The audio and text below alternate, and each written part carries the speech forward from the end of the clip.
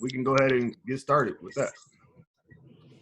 Okay. The first thing that I have in the updates is that on July 12th and the 18th, and I already sent that via text, the law enforcement is going to be looking at unsafe behavior. You know, those campaigns they do all over the nation. And this year, they're going to focus on speeding and seatbelt. So pay attention to that because they're eager to give tickets. So, and we don't want one. The other thing is to remember that the career edge trainings needs to be done. They need to be completed before the 30th of each month in order for FedEx to allow them to drive. And we left the FedEx mask, and they are washable. Please take them with you and wash it at home with your uniform and use it whenever you are providing services in FedEx. Okay? Oh, the other thing is the reminders. It's the chains. Remember to connect the chains to the tractors when you are gathering your dolly. You need to put the chains always. And then the same thing when you are ready, when you have your coupling done, remember you need to double check you have those chains.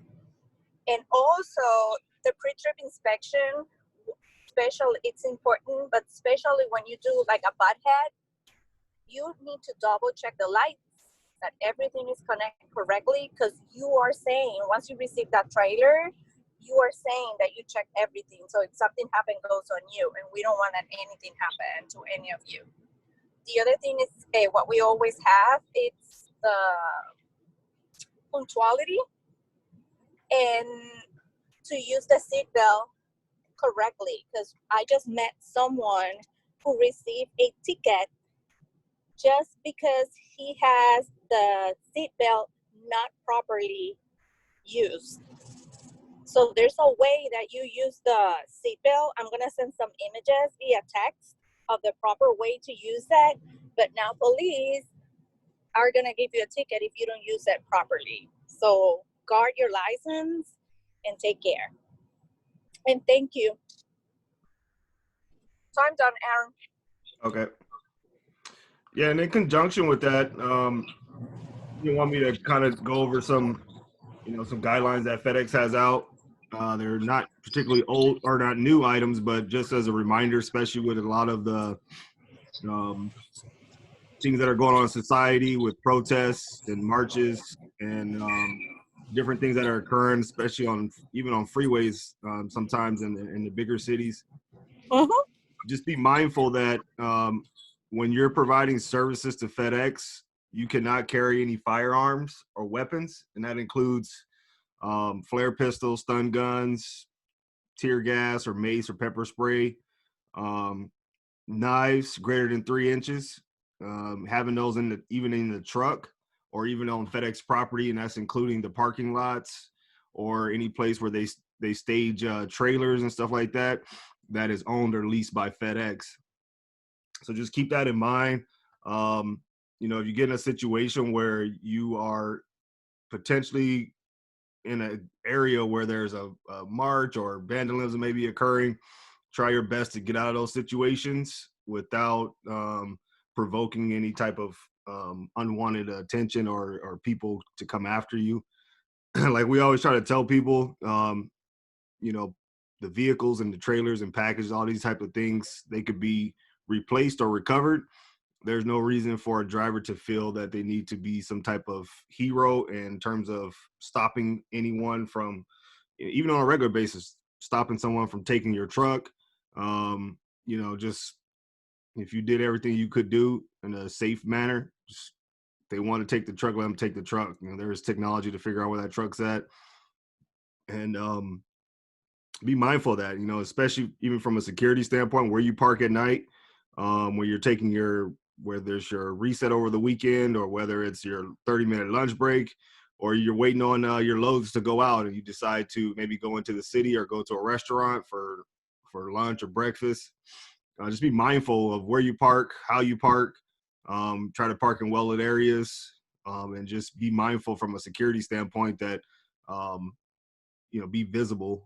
Even with the butt heads, if you see people following you, we're starting to see that a lot here locally. People following drivers around. If you notice that, definitely want to call the police, call your contractor, let them know, or a manager, just because you don't want to put yourself in a situation where something bad can happen. And then just a reminder, usually FedEx likes this covered on an annual basis. I know, especially here in California, workplace violence and sexual harassment, those types of things are just zero tolerance. Even with the co-drivers that you're with, whether you're interacting with a customer, whether it's a customer's location, whether it's a FedEx location, treat FedEx employees as customers as well, because they are your customer. So just understand that there's a zero tolerance policy for workplace violence, whether it's threats, whether it's any type of physical contact, as well as sexual harassment or any other type of harassment that could get out of control or can be misconstrued. Always be very mindful, be very professional, because these things are very, very serious, especially in our society today. There's a lot more awareness, in which you should understand that maybe the things that used to happen years ago are not acceptable.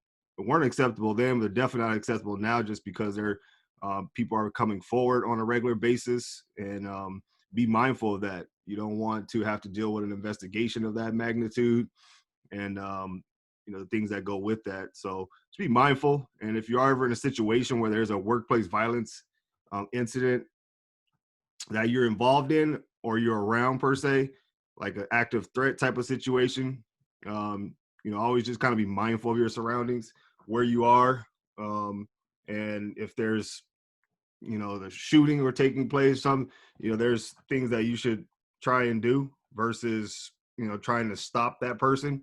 One of the major things is try to get out of there as quick as possible, or potentially hide out until the situation's over. And at the last resort, if you have to take action, just be aggressive with what you're going to do. 9 times out of 10, it's probably better to get out or hide out, just because not everybody is equipped or in that same type of mind frame to go and try to attack somebody. But don't feel any obligation if you are not in that type of mental frame to be able to do something about that. Just be mindful of that kind of stuff. It happens often in society. I think there was just a situation at a Walmart location, I think here in Northern California, just over the weekend or on Friday. So a lot of things going on in our society. Try to keep your mind clear, try to focus on your job when you're working, and be mindful that and watch out for other people that are not under the same mind frame that you might be at the time. So as you get ready to go into another week, just be mindful of the little things, and be responsible for yourself and those around you, and it will help lead to a better life.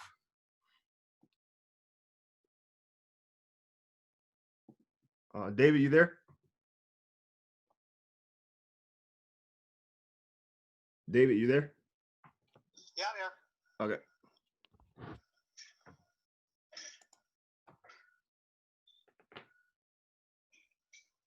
So we're gonna, on the last thing, Dave's gonna cover some new hours of service items that are coming out here.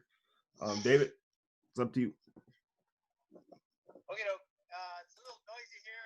I have one of my trucks in to have the tires changed, and there's not much else I can do about it. So there's whatever noise that you hear in the background, just I'll try and speak loud and repeat myself.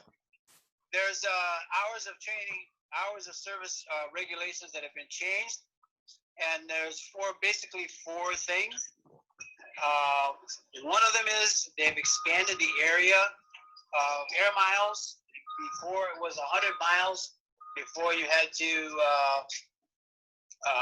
report in daily, and they expanded that this is for short haul. Expanded it to 150 miles. Okay. And it allows for a 14-hour work shift to take place as part of the exception. Hold on.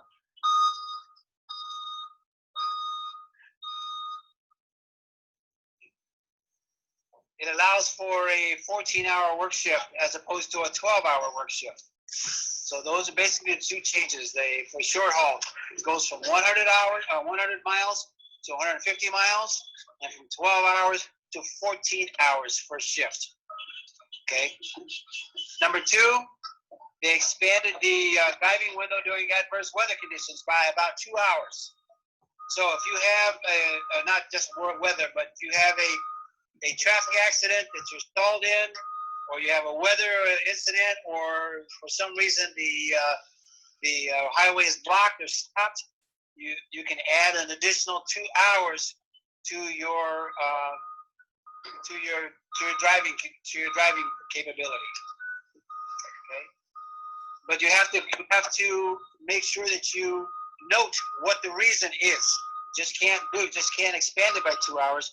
You have to make a note on your logs why you are expanding it by 2 hours. Number three is it requires the 8-hour, 30-minute break after 8 hours of driving instead of being on duty. Before, it was when you start, whatever you started on duty, you had to have a 30-minute break after 8 hours of being on duty. Now, it is a 30-minute break after 8 hours of driving. Okay? So that just moves that back. And anytime, and allows for a on-duty not driving period. Let's say you're on duty, but you're waiting for a load. That now qualifies as your 30-minute break. You're on duty, but you're not driving. Any period of that can be counted as your 30-minute break. Basically, what they're doing is saying, we're not going to have you wait around for a load or wait for paperwork or whatever, and then in addition to that, have to take a 30-minute break for rest. They're allowing that time to be part of your rest break. And number four is a modification on the sleeper berth exemption. It allows the driver you still have to have 10 hours minimum off duty, but you only have to spend 7 hours of that in the sleeper as opposed to the 8 hours. Okay, so you have to spend at least 2 hours of the remaining time. You can spend it inside or outside of the berth. You don't have to be in the berth for 2 hours of that. So to give you an example, let's say you're in a sleeping berth for 2 hours. Okay, you can go outside of the sleeping berth for 2 more hours and be off duty for another hour. That counts as your 10 hours off duty. You still have to be 10 hours off duty, but they're allowing you to have to be in the sleeper for 7 hours instead of 8. And you can spend 2 of those hours out of or inside of the berth. Okay. Any questions?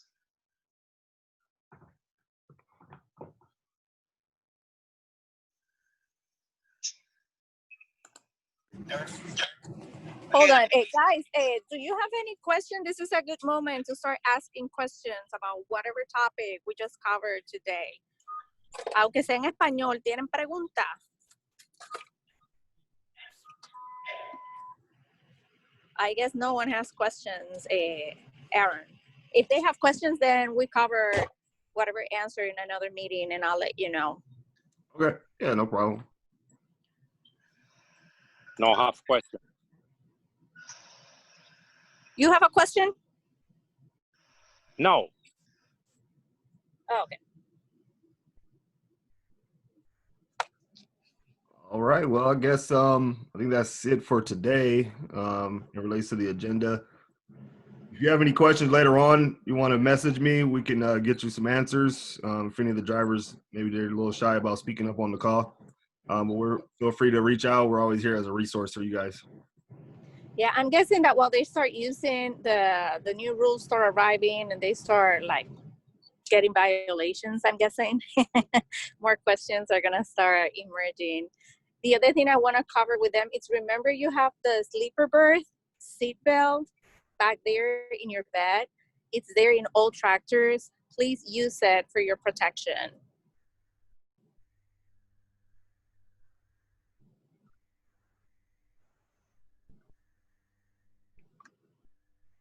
Sounds good. Well, thank you, everyone. We appreciate everyone's time, and be safe out there. Thank you. Thank you. Bye-bye.